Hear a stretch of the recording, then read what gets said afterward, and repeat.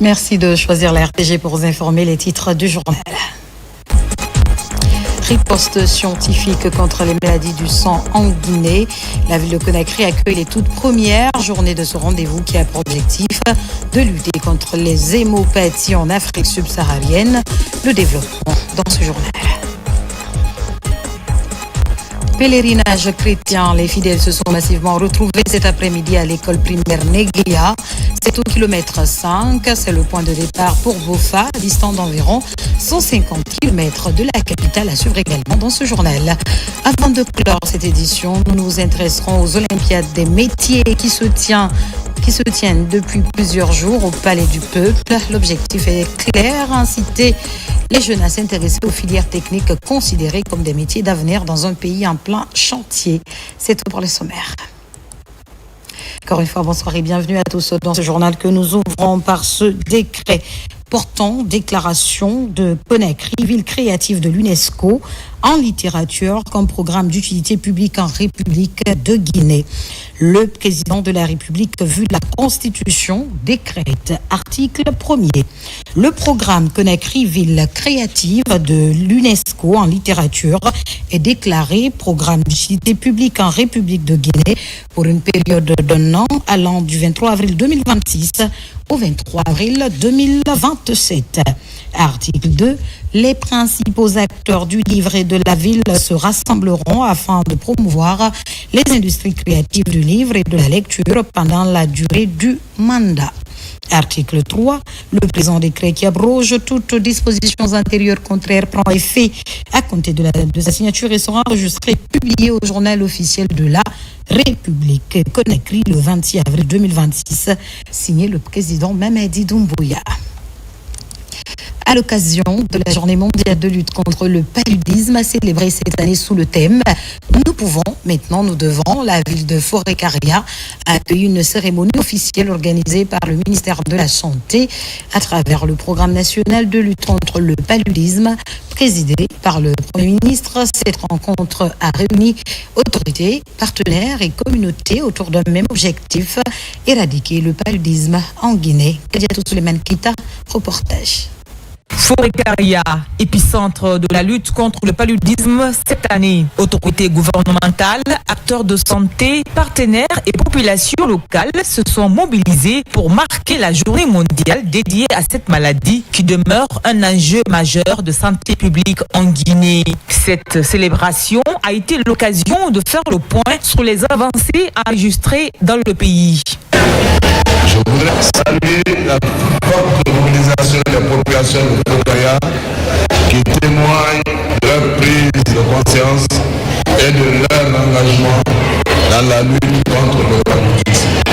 En 2025, plus de 1 million d'enfants de 3 à 59 mois ont été protégés par la chimioprévention du paludisme saisonnier dans 17 préfectures. Plus de 67% des femmes enceintes ont bénéficié du traitement préventif intermittent, consolidant la protection des groupes les plus vulnérables. Le taux de positivité du paludisme est passé de 56% en 2024 à 49% en 2025. L'incidence a également reculé de 198 cas pour 1000 habitants en 2023 à 155 en 2025.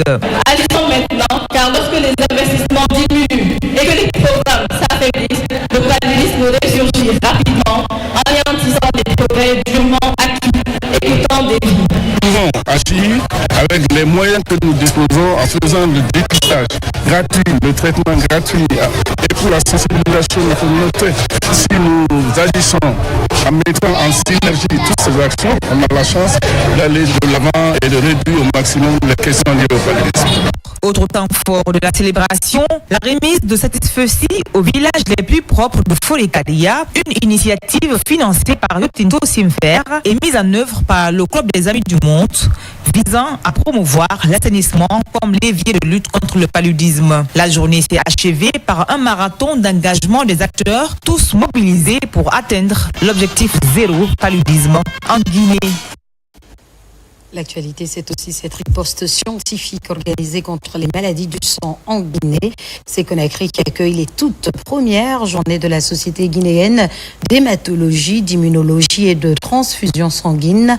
Rendez-vous qui a pour objectif principal de faire face aux hémopathies en Afrique subsaharienne. Adiatou Bari et Morlaï Souma pour en savoir plus.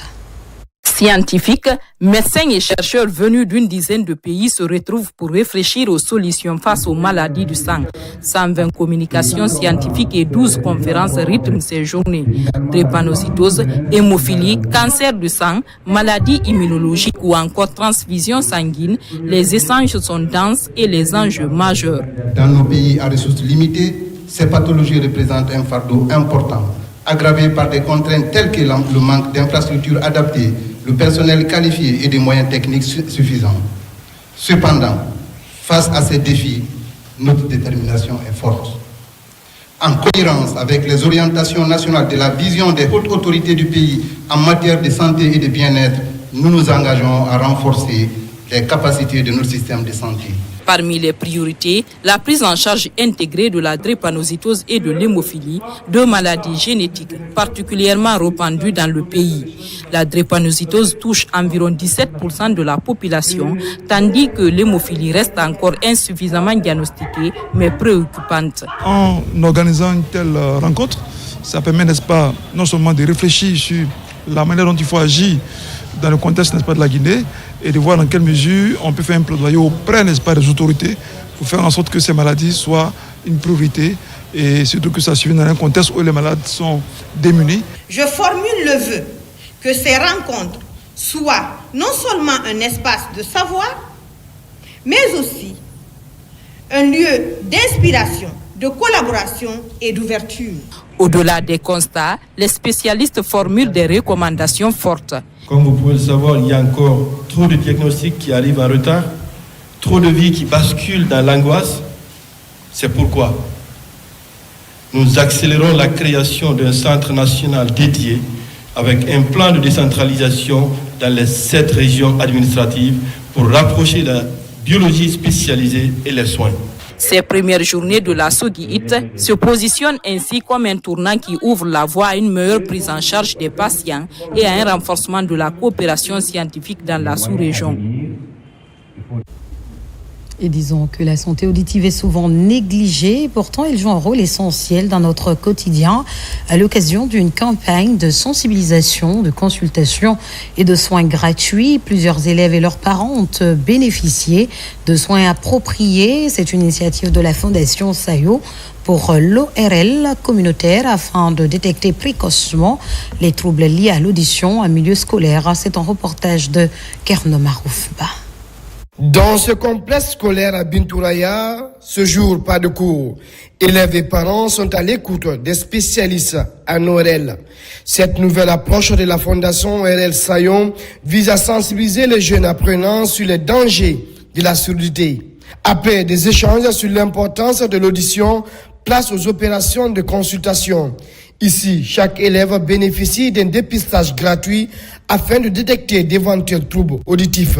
Ils ont consulté mes oreilles et puis ils m'ont prescrit une ordonnance pour venir au centre médical pour consulter mes oreilles.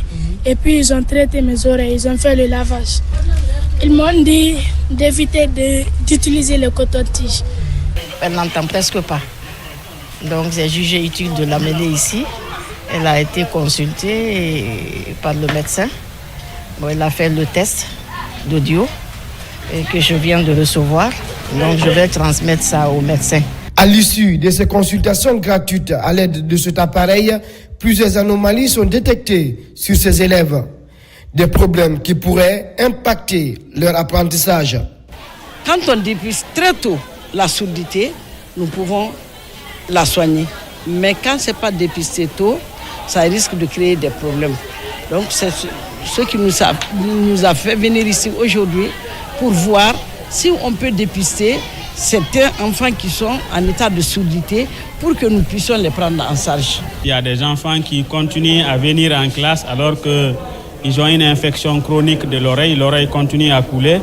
Nous avons dépisté les cas de baisse de l'audition, de surdité réelle ces enfants étaient installés dans les salles de classe sans que les enseignants ou les parents ne sachent que ces enfants ont des problèmes d'audition. Au cours de cette journée, plusieurs enfants et leurs parents ont bénéficié des soins gratuits dans le but de prévenir précocement les troubles liés à l'audition, à la voix et à la respiration. Défense nationale, les différentes armées restent vigilantes dans la sécurisation des espaces frontaliers de la Guinée. À l'état-major de l'armée de l'air, des actions de sentinelles sont programmées au quotidien pour agir avec promptitude contre les menaces transfrontalières et de lutter contre les trafics maritimes et terrestres. Nos confrères de la DIRPA ont assisté à une opération de sécurisation des frontières ouest de la Guinée. Suivez ce grand format avec Ansouman Toumani Camara. Dans une sous-région instable, la Guinée veille au quotidien sur ses frontières terrestres, maritimes, fluviales et aériennes. Chaque jour, à l'état-major de l'armée de l'air, les hélicoptères de troupes et d'attaque ainsi que les aéronefs de surveillance scrutent les vastes étendues du territoire national. De l'ouest à l'est et du sud au nord, les forces armées aériennes déploient leur regard vigilant pour protéger notre intégrité territoriale. La sécurisation le long de nos frontières, l'armée de l'air était l'outil qui a survolé pour réellement donner des informations clés à la partie guinéenne pour pouvoir les traiter à ce que les unités soient déployées pour la sécurisation totale de la frontière. Ces jours, ces avions de surveillance longent les frontières guinéennes avec la Sierra Leone. Sur un terrain souvent impénétrable par voie terrestre, nos sentinelles aériennes transmettent en temps réel à la base au sol les mouvements suspects sur cette partie du territoire guinéen. Remontez ce que vous avez observé sur la zone. Nous observons un véhicule type pick-up qui se dirige de la frontière guinéenne à la frontière sierra-léonaise à Poncita. Nous venons d'une mission de reconnaissance le long des frontières guinéo-sierra-léonaises.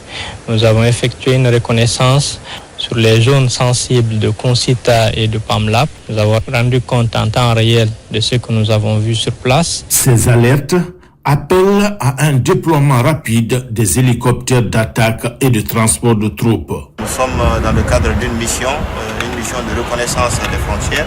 Nous avons 3 hélicoptères à mettre en œuvre, composés de 2 Mi-35 que vous voyez déjà, un Mi-35 et un deuxième Mi-35 plus un troisième hélicoptère de manœuvre, le Mi-17. Nous allons embarquer avec nous un groupe de combat du bataillon autonome des troupes aéroportées. Une unité d'élite du bataillon autonome des troupes aéroportées s'embarque pour des opérations de sécurisation des frontières ouest de la Guinée.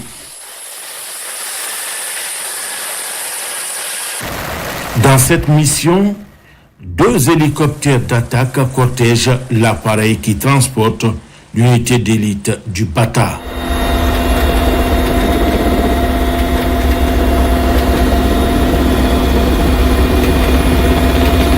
Tout au long du parcours, ces appareils agissent comme les yeux et les oreilles de toute une nation. Arrivé sur le site indiqué par les aéronefs de surveillance, l'hélicoptère en position stationnaire débarque la troupe.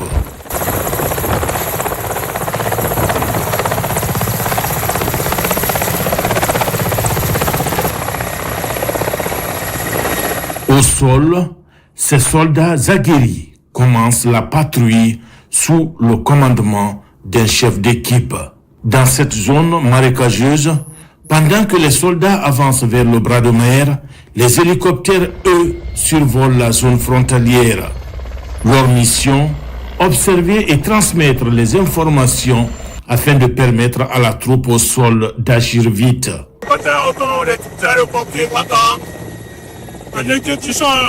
Nous sommes les gardiens, pouvant de notre intégrité territoriale.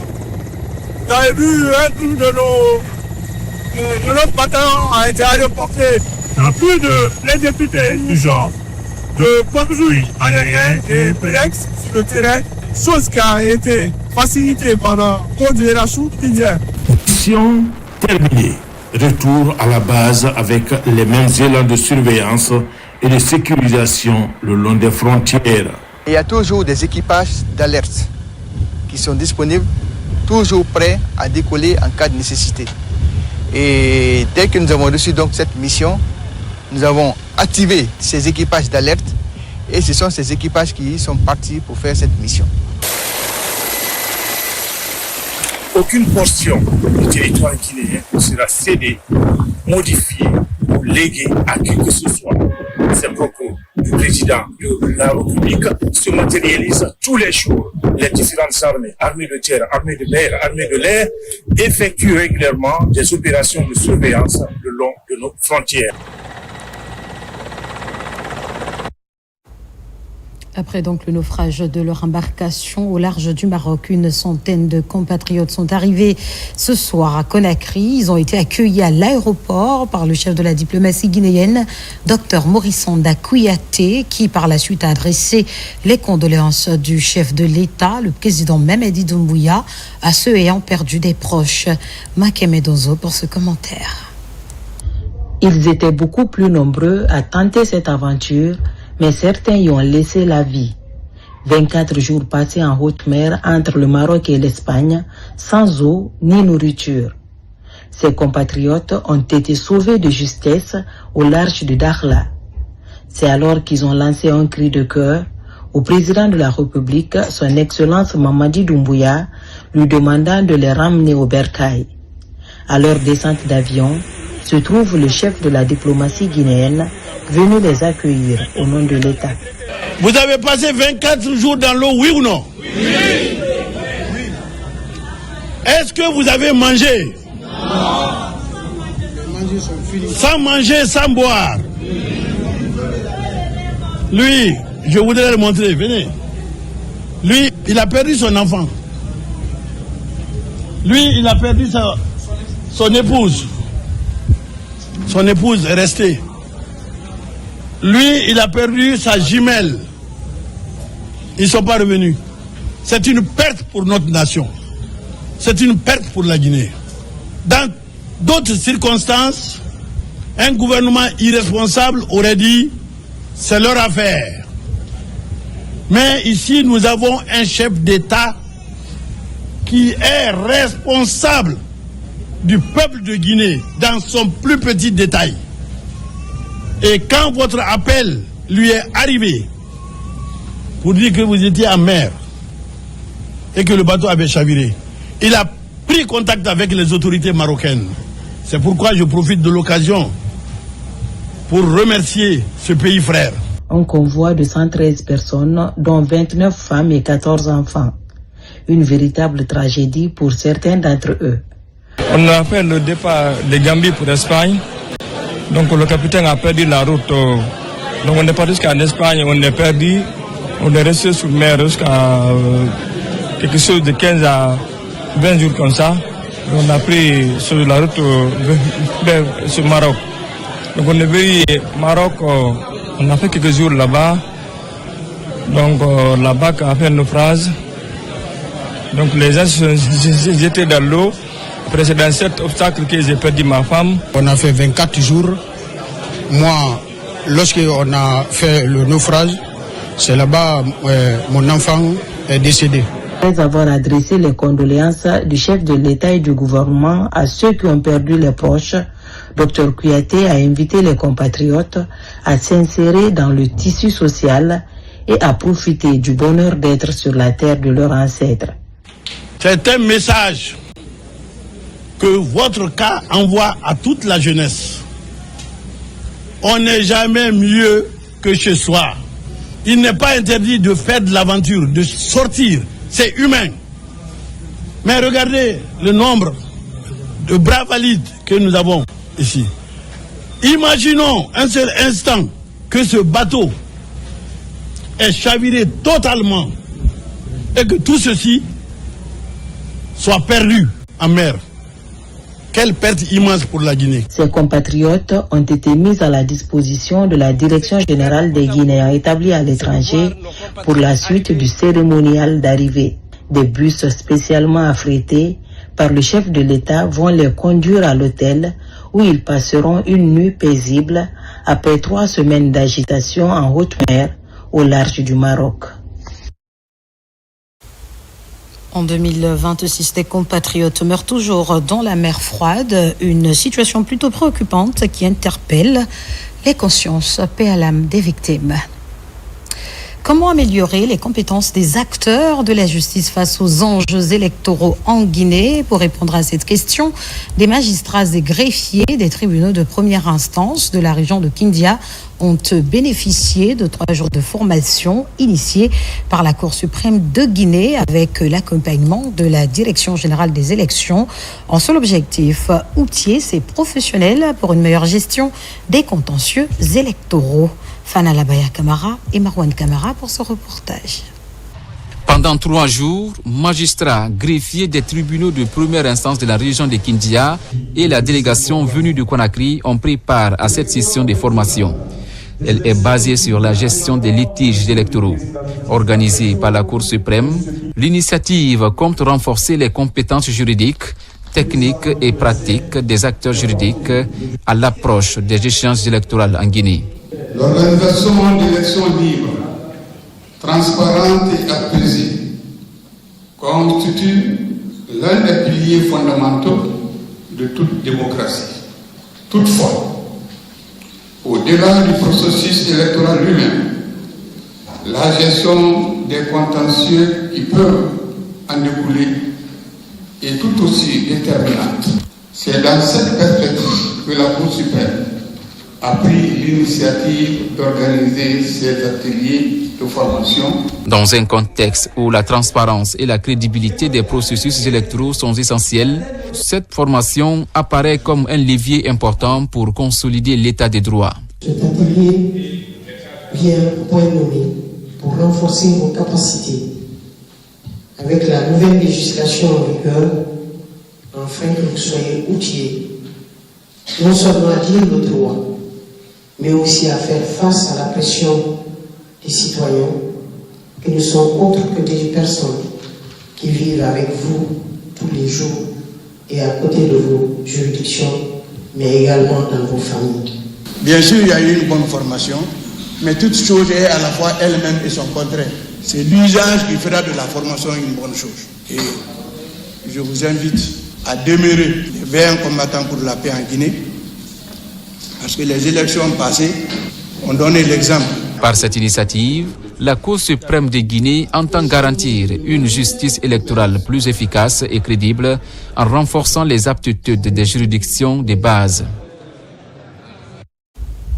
En région forestière, précisément en Zérékoré, les efforts se multiplient dans la consolidation de la paix et de la cohésion sociale. Une des têtes d'affiche reste la jeunesse forestière pour la continuité. Elle vient de lancer la formation et l'équipement de 1000 jeunes qui seront plus tard déployés sur le terrain pour une campagne de sensibilisation sur la paix et l'unité nationale.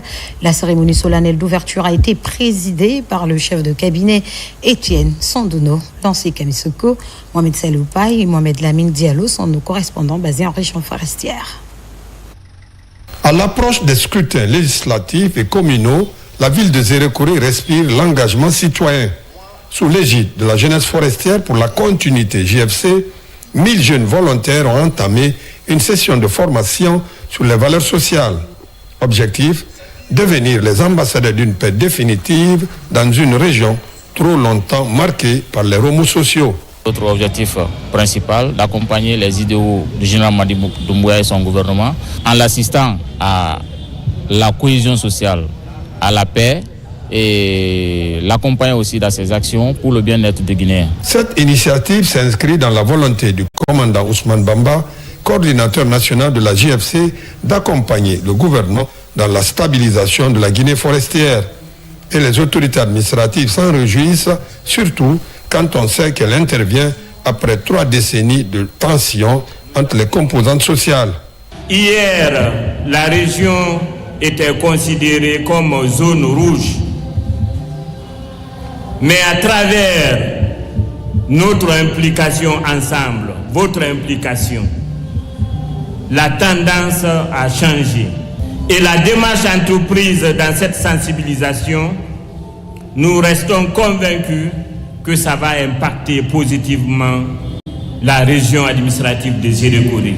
En misant sur la sensibilisation de proximité pour garantir un climat de quiétude avant, pendant et après les élections, des engins roulants sont offerts aux jeunes leaders pour le suivi des activités de terrain. En prélude aux élections communales, législatives et sénatoriales, l'imploration de la grâce divine se multiplie dans la commune de Bessia. Jeunes, imams et fidèles se sont retrouvés autour du Saint-Coran. L'objectif est de promouvoir la paix et l'unité avant, pendant et après les échéances électorales. Al-Gassim Mouba. La paix, la chose à laquelle chacun de nous aspire. Le chemin le plus court pour y parvenir est d'implorer la grâce de Dieu.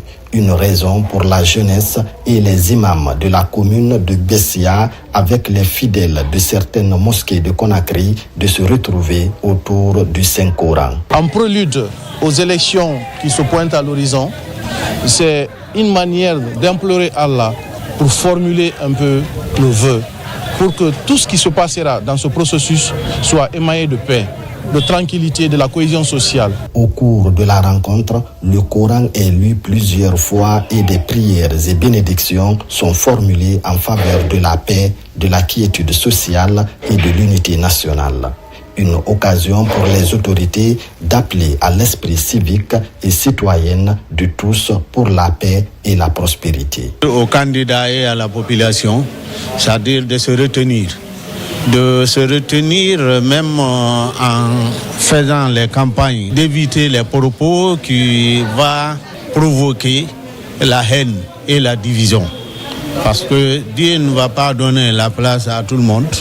Donc, quoi que ce soit, ça serait une seule personne qui va être à la tête. Je dirais tout simplement que c'est une élection de frères et sœurs. Ce n'est pas un combat de divergence, mais c'est plutôt une manière de s'exprimer dans le cadre de la construction de notre pays de façon générale, mais de notre commune en particulier. Cette lecture du Saint-Coran est une façon d'implorer la grâce divine afin qu'elle répande sa miséricorde sur le peuple de Guinée, mais aussi qu'elle guide les pas des autorités. Cela dans le but de répondre aux aspirations du peuple. Deuxième grand titre de cette édition au pèlerinage chrétien 2026. Des milliers de fidèles catholiques ont cet après-midi pris la route de Bofa, distante d'environ 150 km de Conakry. Ce pèlerinage annuel devenu un rendez-vous incontournable de la foi chrétienne en Guinée se déroule cette année dans un contexte de ferveur particulière vers le jubilé des 150 ans d'existence de la foi chrétienne en Guinée. Marie-Angélique Bangoura, Abraham Christophe Conté. 150 km de marche en prière. Le décor est planté dès les premières heures de l'après-midi à l'école primaire Negueya, située au kilomètre 5 à Dubreka. Point de départ symbolique. Des fidèles catholiques se mobilisent massivement pour accomplir une démarche de foi hors du commun. Une marche entamée dans une atmosphère empreinte de foi, d'espérance et de ferveur. Sur les visages, l'enthousiasme est visible et l'engagement total. Petits et grands avancent avec la même détermination. Nous allons à la source de la foi catholique en Guinée. Bofa est un lieu sacré pour nous. C'est là où le premier missionnaire a débarqué en 1875. C'est là où la première paroisse a été consacrée au Seigneur en 1877.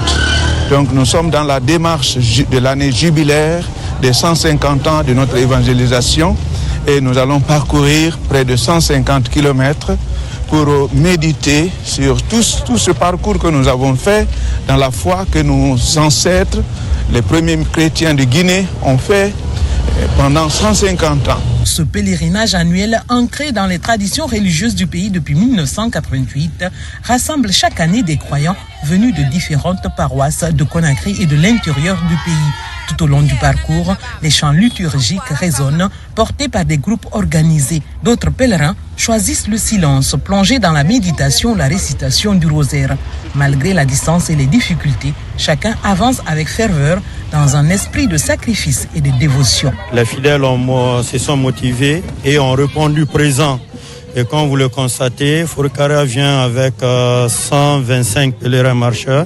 Ça veut montrer que franchement tout le monde est content pour ce pèlerinage. Cette marche-là, c'est fait pour les jeunes. Les vieux ont beaucoup marché. Il faut maintenant que les jeunes aussi viennent prendre le relais. Donc il faut qu'ils restent disciplinés. Et puisque c'est la discipline qui font la marche, donc il faut qu'ils restent disciplinés, respecter les ordres, les consignes données par les organisateurs. Côté organisation, plusieurs dispositions ont été mises en place pour encadrer les marcheurs.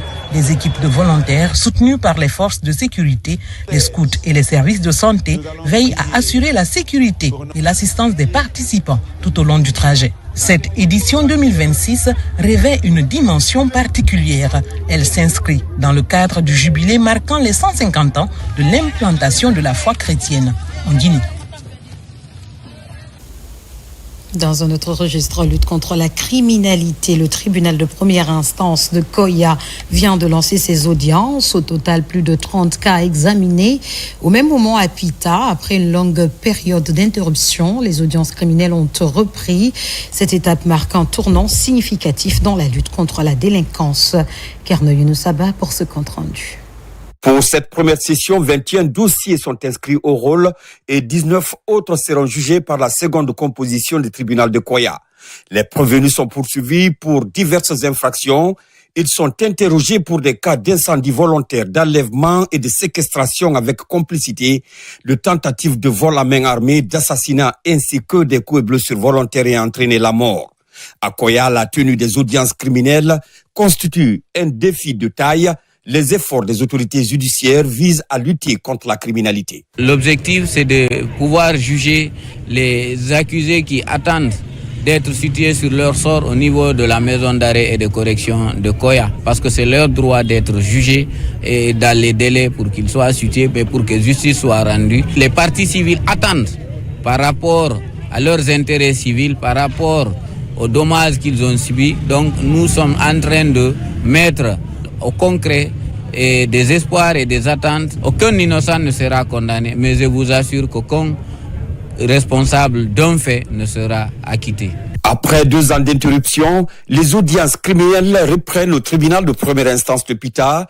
Pendant les audiences, plusieurs dossiers sont examinés, notamment des cas d'assassinat, de meurtre, d'enlèvement, de viol et d'autres cas graves.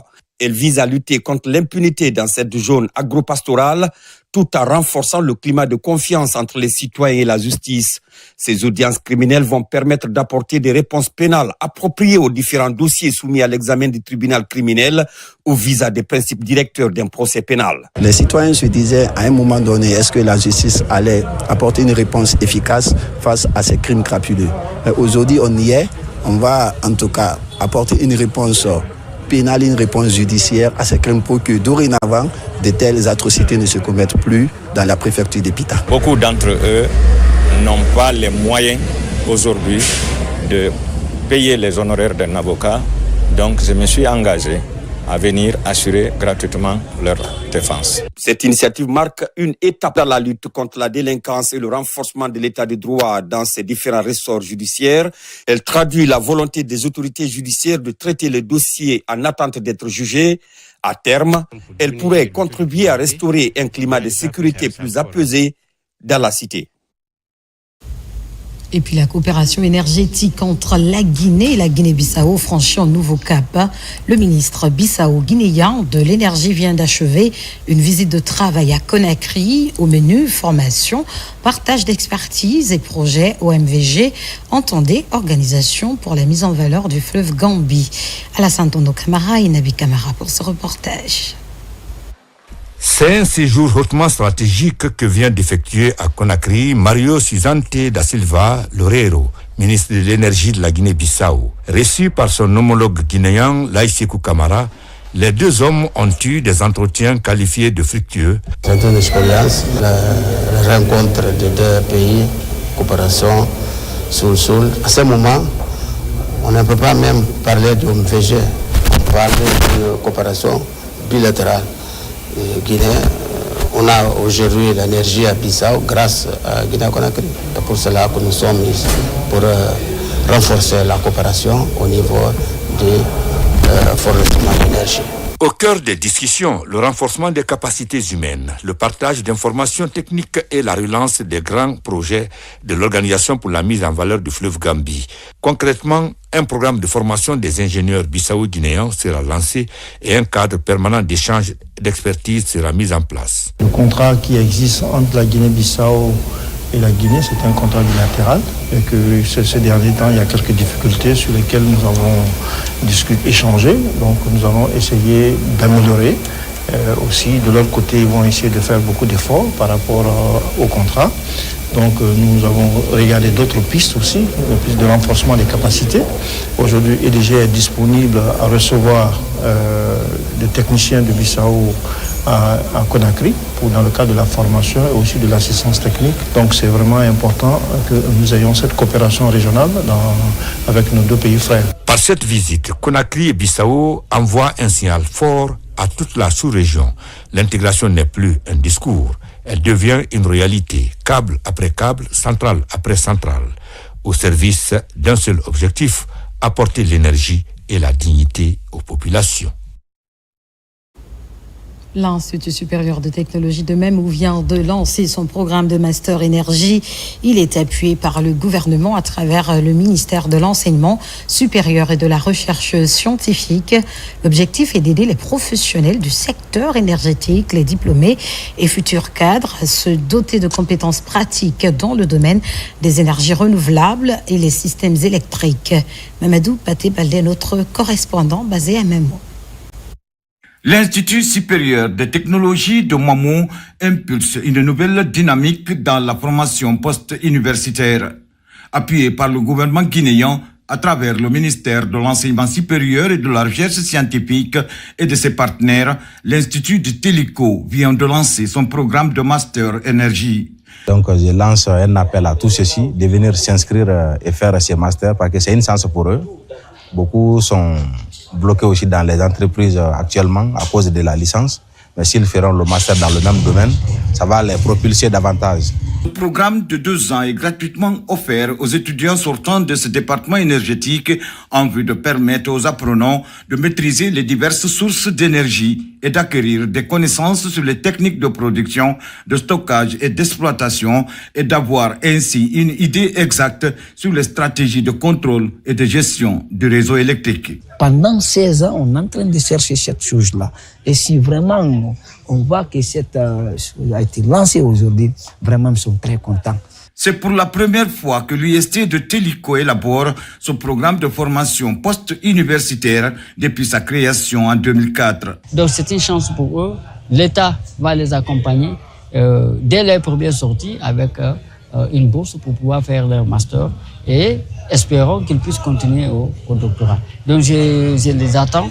On les attend dans le fait de poursuivre le cours et d'être vraiment assidus, de faire en sorte qu'ils puissent se distinguer pendant cette période. Validé par l'autorité nationale d'assurance qualité ANAC, ce master sera dispensé par des experts guinéens et étrangers. Je vous le disais au sommaire, au cœur des Olympiades des métiers se trouve le village des métiers, un lieu d'attraction où sont exposés les produits des écoles professionnelles. C'est aussi un espace où de jeunes innovateurs sortis de ces écoles mettent en exergue leur talent, n'est-ce pas, Kernos Mandialo? C'est l'une des innovations clés dans le cadre de l'organisation des Olympiades des métiers cette année. Le village des métiers qui se dresse sur l'esplanade du Palais du Peuple, abritant l'ensemble des écoles professionnelles et des jeunes inventeurs comme Roger Loua. Diplômé de l'ERAM de Sigiri, il présente son dernier bijou qu'il a pensé et conçu dans le domaine des BTP. À ses côtés est notre apprenant de l'ERAM de l'Abbé avec ses tables-bancs démontables. La machine, c'est une machine grise qui nous permet de faire monter de gravier, de sable, de briques et de ciment à L+1, L+2 jusqu'à L+6 comme ça. Depuis que le produit s'est sorti dans notre centre à l'ERAM de Sigri, donc dès que c'est sorti directement, c'est parti dans un sentier. Depuis là-bas, c'est quitté dans un sentier jusqu'à Conakry ici. Le banc démontable et pliable aussi, en même temps, pour faciliter le transport Ça prend pas beaucoup d'espace. Le village des métiers offre aussi l'opportunité de découvrir les programmes de formation des écoles professionnelles et de comprendre la dynamique en cours dans le secteur avec la création d'écoles spécialisées comme le centre dédié à l'alumina Boki. Le chef de l'État, dans sa vision, a obligé, dans le respect du code minier, les sociétés minières à construire des raffineries localement. Et pour ce faire, il fallait répondre à un problème structurant, celui du manque de compétences industrielles et de profils qualifiés. C'est ainsi que le CEPIAG est né. La jeunesse, quand même, c'est de venir envers les métiers. Souvent, nous, quand même, on peut dire que bon, l'université, là, c'est bon, mais quand même, si on l'entend d'un pays, c'est la partie pratique là qu'on peut développer le pays. L'édition 2026 des Olympiades des métiers est placée sous le thème « Le pouvoir des métiers, révéler des talents, promouvoir l'excellence ». Dans un contexte où les enjeux sociaux occupent une place croissante dans l'exploitation des ressources naturelles, le cabinet Émergence Légale Afrique a initié une formation pratique axée sur les relations communautaires dans la sphère des mines. Un ensemble de modules développés à travers les différentes sessions organisées sur les sites d'exploitation. Voyons tout cela avec Saint-Martin Fancinaduno et Kandesila. Sur le terrain, au cœur des zones d'exploitation minière, se déroule une session pas comme les autres. Ici, le cabinet Émergence Légale Afrique lie la théorie à la pratique pour aider les participants à mieux appréhender les enjeux des relations entre entreprises minières et communautés locales, tout en renforçant les approches de dialogue social, de gestion des attentes communautaires et de prévention des conflits. On a parlé des normes, on a parlé des parties prenantes, on a parlé de beaucoup de choses. Il fallait que les participants viennent sur le terrain, voient la réalité, évaluer la performance sociale de la communauté et de l'entreprise. J'ai beaucoup appris aujourd'hui parce que ce n'était pas également mon domaine des relations communautaires. J'étais dans d'autres aspects de la mine. Donc je vois que beaucoup de choses se passaient, inaperçues à mon côté. Mais après les formations en classe, j'ai compris en pratique maintenant que vraiment c'était important. Encadrés par des experts du domaine juridique et social du cabinet Émergence Légale Afrique, les participants prennent part à des exercices pratiques, à des simulations de cas réels et à des échanges d'expériences. Une immersion qui permet de mieux comprendre les dynamiques locales et des enjeux liés à la collaboration entre activités minières et populations riveraines. Le constat, il est grand. Ce qu'on voit sur le terrain, c'est nettement différent de ce qu'on pense déjà quand on est dans le bureau. Et ça nous permet déjà d'assimiler, de comprendre beaucoup mieux ce que les gens sont en train de traverser au sein de ces mines. Le message est de remercier l'État guinéen qui a accepté que les bailleurs viennent s'installer ici, en sa tête Mamadi Doumbouya.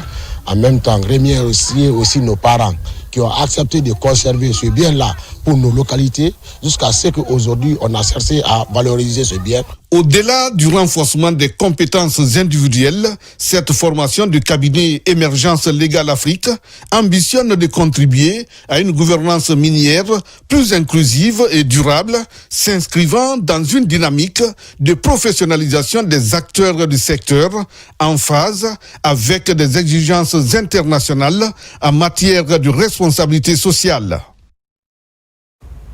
En Guinée, des fermes modernes produisent des millions de poulets de chair par an avec des standards internationaux. Ce week-end, le ministre en charge de l'élevage s'est rendu dans certaines unités avicoles de Koya et de Kindia. Une visite de terrain placée sous le signe de proximité avec les aviculteurs. Ces fermes ne sont plus des élevages traditionnels. Elles sont des unités modernes capables de produire chacune des millions de poulets de chair par an. Ventilation automatisée, abattoir aux normes, chaîne du froid, élevage et commercialisation, rien à envier aux standards internationaux. Sur le terrain, le ministre échange directement avec les producteurs. But affiché, couper les importations de poulets de chair et viser l'autosuffisance alimentaire. L'objectif du président de la République, en déclinant sa vision dans le programme Simandou 2040, est de faire en sorte que la Guinée soit autosuffisante, non seulement au niveau de l'agriculture, mais également au niveau de l'élevage. Les 5 prochaines années à venir, nous sommes sûrs et certains que la Guinée va pouvoir atteindre l'autosuffisance en œufs de consommation et réduire sa dépendance à l'importation au moins de 80%. Nous devons faire confiance à la production locale pour encourager tous les Guinéens qui sont en train d'investir dans le secteur avicole. Et la meilleure façon de le faire, c'est que nous ayons dans nos assiettes des produits qui sont faits ici localement. Pour ces industriels de la production de poulet de chair, le défi n'est plus de produire, il est de vendre. Nous sommes également dans le projet de mettre en place une usine de production d'aliments à volaille de 40 000 tonnes par an. Donc toute la production sera intégrée, c'est-à-dire que nous irons de l'amont jusqu'à l'aval. Tout ceci est dans une planification de rendre la Guinée autosuffisante pour mener à bien l'élevage. Nous rencontrons sur le marché la concurrence déloyale par rapport aux poulets qui sont importés. Et d'autre part, les poulets de réforme qui sont importés, qui ne sont pas de même qualité que les poulets de chair, mais aussi les poulets de chair qui sont aussi importés et qui concurrencent la production locale. Ne plus importer ce que la Guinée peut produire, tel est l'engagement du ministre Félix Lama pour le développement de l'élevage, notamment la filière poulet de chair. Et pendant ce temps, la préfecture de Koya tient son conseil administratif préfectoral. Cette session s'inscrit dans la dynamique du renforcement de la gouvernance locale et de l'amélioration de la performance des services déconcentrés et décentralisés de l'État en vue de promouvoir des projets structurels pour le bien-être des populations. Le point avec Dantouma, Souma et Moussa Bangoura. Pendant 3 jours consécutifs, en présence du cabinet du préfet de Koya, Bernard Kamanou, les responsables des services déconcentrés et décentralisés de la préfecture se sont succédés pour présenter les rapports annuels de leurs structures respectives. Cet exercice a également permis d'examiner et d'évaluer les principaux défis auxquels ils sont confrontés dans l'optique d'identifier des solutions concrètes. C'est la politique centrale du gouvernement aujourd'hui, rapprocher l'administration aux administrés. Au-delà de cela, la qualité de la mobilisation et la discipline observée ont vraiment convaincu. Et le CA n'est pas une rencontre ordinaire, c'est l'instance suprême de discussion et de décision de tous les problèmes saillants de la préfecture. Cette rencontre offre aux administrateurs locaux l'opportunité de tirer des enseignements de l'exercice 2025 tout en formulant des recommandations et des perspectives en vue d'un véritable décollage administratif. Nous avons présenté le budget de la préfecture.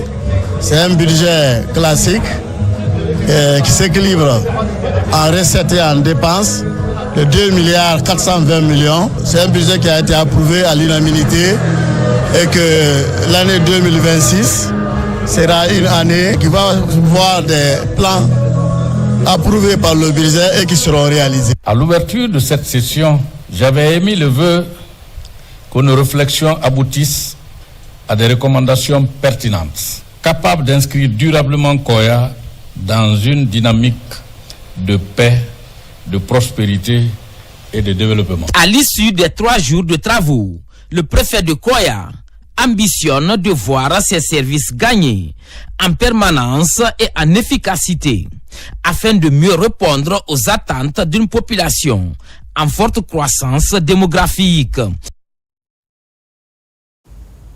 Rendons-nous à présent dans la préfecture de Siguiri, précisément dans le district de Bourenfé, où d'importantes réalisations ont été faites en l'espace de 2 ans dans le domaine du développement social de base sous l'impulsion du bureau du district. Marikumba Sovogi, Adama Elsa Traoré.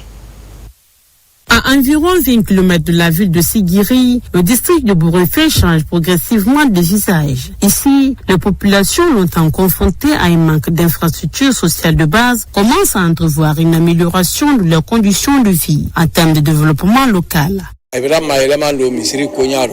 apporté beaucoup de changements dans notre mosquée, électrifié le vestibule et cela nous réjouit. Éducation, santé, transport ou encore plusieurs secteurs prioritaires ont bénéficié d'actions concrètes. Des écoles sont à ce jour construites ou rénovées, un accompagnement à l'association des parents d'élèves et amis de l'école permettant à des dizaines d'enfants d'étudier dans de meilleures conditions. Aujourd'hui, nous remercions Dieu pour les travaux réalisés. Le gouvernement nous avait aidés à avoir 3 salles de classe et le bureau du district est en train de construire 4 autres classes, 9 logements et également un forage pour l'école. Le bureau a pris aussi le salaire des contractuels qui étaient autrefois assurés par les parents d'élèves. Aujourd'hui, grâce à eux, beaucoup amènent les enfants à l'école. Le leadership de Mamadou Djoubaté, combiné à l'engagement communautaire, montre que le développement à la base à travers des fils ressortissants d'une localité est possible. Je voudrais d'abord ici remercier le président de la République pour ses bonnes idées pour le peuple de Guinée. Parce que si nous sommes là aujourd'hui pour parler des réalisations, c'est parce que quelqu'un a pensé un jour pour pouvoir mettre les jeunes à la tête de nos institutions. C'est suite à la décision de changer le conseil de district pour amener la jeunesse au cœur du développement de notre pays que nous nous sommes retrouvés ici aujourd'hui comme président du district de Bouefé. Donc tout le mérite lui revient. En 2 ans, le district de Bouefé s'illustre comme un exemple de transformation locale dans la préfecture de Ségiré. Une évolution portée par une gouvernance de proximité et une population résolument tournée vers le développement. Dans l'actualité, toujours les groupements de femmes et autres acteurs de corps de métier étaient mobilisés à la mairie de Ratoma pour la foire des arts et de l'artisanat, une initiative de la dite mairie en collaboration avec la chambre de commerce, d'industrie et d'artisanat communal. L'idée est de mettre en valeur les talents féminins locaux évoluant dans les métiers. Moussa Bankora pour ce reportage. La mairie de Ratoma encourage l'entrepreneuriat dans sa commune. Ce mini-marché en est un exemple. C'est parti donc pour la première édition de la foire communale des arts et de l'artisanat. Producteurs locaux et exposants sont au rendez-vous. L'enjeu est d'encourager la couche féminine à mettre en valeur son savoir-faire. Inviter les citoyens guinéens à s'intéresser aux produits locaux. Nous avons toujours prôné que consommons guinéen. Nous voulons que cela soit dans le concret. Pour que chaque Guinéen, qu'il s'agisse de portefeuille, qu'il s'agisse de sacs, de chaussures, qu'on accepte à porter ce que nous produisons. C'est ce qui va donner la valeur à nos produits locaux. C'est ce qui va inciter les autres à venir acheter chez nous. Cette activité commerciale bénéficie du coup de pouce de la Chambre de commerce, d'industrie et d'artisanat et de la direction communale, de la femme, de la famille et des solidarités, des structures qui entendent accompagner les actions de promotion féminine. Pour l'autonomisation, ça part de ces activités. Ce qu'elles savent faire dans leur maison, dans leur concession, dans leur quartier, qu'elles fassent sortir ça, ces potentialités-là, aux vues de la communauté de Ratoma. C'est ce que nous voulons. Produisons ce que nous consommons et consommons ce que nous produisons est la volonté affichée par les autorités locales de Ratoma. Des autorités qui s'investissent à tous les niveaux dans la production locale et l'ouverture des circuits de commercialisation pour les groupements de femmes. Nous poursuivons ce journal. Les 72 heures du livre de Conakry se tiennent chaque année les 23, 24 et 25 avril sur différents sites de Conakry. Cette année encore, à l'image des précédentes, plusieurs auteurs ont procédé à la dédicace de leurs ouvrages portant sur des sujets variés. À l'ouverture, par exemple, Mamadi Kaba, auteur du livre Initiation à l'audit, a été entendu par le public. La suite dans ce reportage de Ahmed Bailo Bari et Isiaga Kamara. À l'occasion de la 18e édition des 72 heures du livre, Ouverte ce 23 avril à Conakry, plusieurs œuvres à portée historique, sociale, culturelle et économique ont été publiées. C'est le cas de ce livre d'Elhaz Mamadi Kaba, intitulé « Initiation à l'audit », axé sur la bonne gouvernance, la transparence et la responsabilité. L'auteur s'engage à enrichir l'arsenal technique et intellectuel guinéen pour aider la jeunesse à comprendre la notion de redevabilité et de bonne gouvernance. Il a été conçu pour offrir un fondement, les fondamentaux de l'audit de manière accessible à tout le monde, que ce soit les initiés ou les non-initiés. En fait, ça vient de très loin. Depuis 2010, j'enseigne dans les universités en matière d'audit et tout ce qui est gouvernance. Alors souvent, les étudiants, j'ai constaté qu'il y a un manque criard de documentation. Alors j'ai décidé de faire un livre pour mettre à la disposition de la prospérité. Parents et amis présents lors de cette dédicace appellent à se procurer de cet ouvrage appelé Initiation à l'audit, qui pourrait être un véritable tremplin dans la gestion de la chose publique. L'audit, c'est l'outil qui nous apprend à prendre des bonnes décisions. J'ai fait appel à tous les entrepreneurs de Guinée de se procurer de ce livre, à tous les dirigeants de ce pays de se procurer de ce livre qui parle de l'audit interne. Je pense que c'est un ouvrage qui va apprendre aux décideurs, surtout ceux qui sont impliqués dans la gestion des finances, dans la gestion du budget, à connaître les fondamentaux afin qu'ils puissent prendre les meilleures décisions. Publié ce 23 avril 2026, Initiation à l'audit est une œuvre socio-économique à travers laquelle l'auteur propose de plus de solutions aux défis relatifs aux enjeux économiques du pays.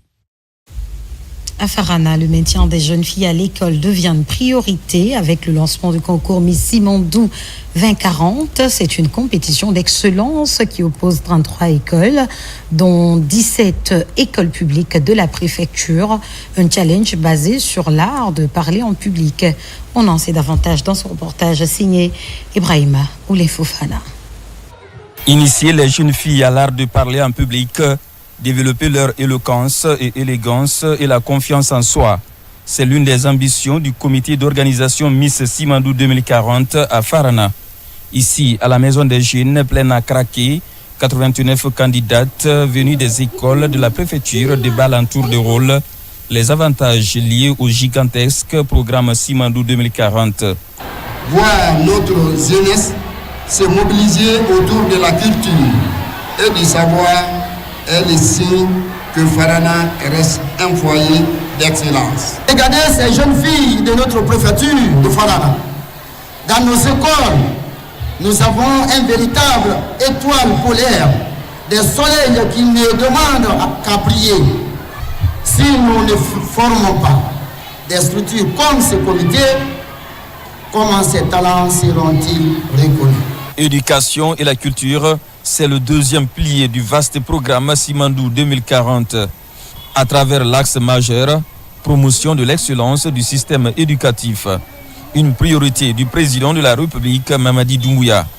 La compétition de Miss Simandou 2040 est le catalyseur d'une Guinée nouvelle. Une Guinée où la jeunesse n'est pas seulement spectatrice, mais actrice de sa propre prospérité.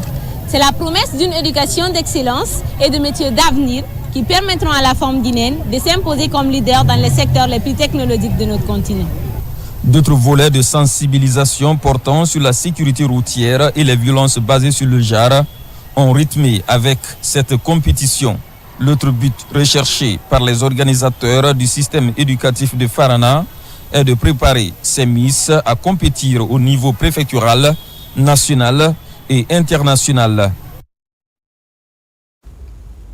Et c'est parti pour la semaine tripartite Guinée-Mali-Sénégal. L'initiative est lancée à Conakry grâce à l'appui technique et financier de la GIZ à travers son projet Réseau. Après une interruption de 21 ans, cette 26e édition a pour objectif de réunir et de promouvoir la coopération transfrontalière pour une intégration sous-régionale entre les trois pays frères à travers Kigneba, Kédougou et Mali. Sarafdine Diallo et Nabila Moussa Kamara. À la préfecture de Mali, c'est officiel, la semaine de la tripartite est relancée après 21 ans d'interruption. Une initiative portée par les nouvelles autorités avec l'appui technique et financier de la GIZ à travers le projet Réseau. Pour cette 26e édition, le Bureau international fixe un cap clair, renforcer la coopération transfrontalière et rapprocher les peuples. 360 jeunes artistes et sportifs compétiront dans les disciplines artistiques, culturelles, scientifiques et sportives. Raison pour laquelle ces festivités ont pris le nom de Semaine tripartite. À l'occasion de la 26e édition de la tripartite qui réunit nos 3 pays frères, la Guinée, du Sénégal et du Mali, autour d'un idéal commun, afin d'exprimer ma profonde gratitude à l'endroit de nos hautes autorités. Pendant 7 jours, 3 pays frères, la Guinée, le Mali et le Sénégal, vont vibrer au rythme des échanges. Des rencontres prévues entre la préfecture de Mali, Kédougou au Sénégal et Kinyeba jusqu'à Bamako. Au cours des discussions, santé, sécurité frontalière, sport, culture et éducation. Depuis 1979, en tout cas, la tripartite est devenue une compétence essentielle de l'intégration de nos peuples et de nos 3 États. Après un carnaval géant haut en couleur, participants, autorités et organisateurs affichent une même ambition, faire de cette relance un succès durable. Chère population de Mali, de Kédougou et de Kinyeba, vous êtes le cœur battant de cette tripartite. Votre engagement, votre hospitalité et votre attachement à la paix sont les véritables moteurs de notre réussite. Continuez à cultiver ces valeurs qui font la richesse de notre espace commun. Un vibrant hommage à leur excellence, le président de la République du Sénégal, M. Diomaye Faye, du Mali, Assimi Goïta et de la Guinée, j'ai nommé Mamadi Doumbouya, dont l'engagement et la vision contribuent au renforcement des liens de coopération et de fraternité entre nos États. La Guinée, le Mali et le Sénégal partagent bien plus que des frontières. Une histoire commune, des valeurs fortes et une jeunesse engagée. C'est la fin de ce journal. Merci de nous avoir reçus chez vous. L'actualité se poursuit sur le www.rtgguinée.info. Guinée, notre paradis, terre de richesse, d'opportunités et d'innovation. Au revoir.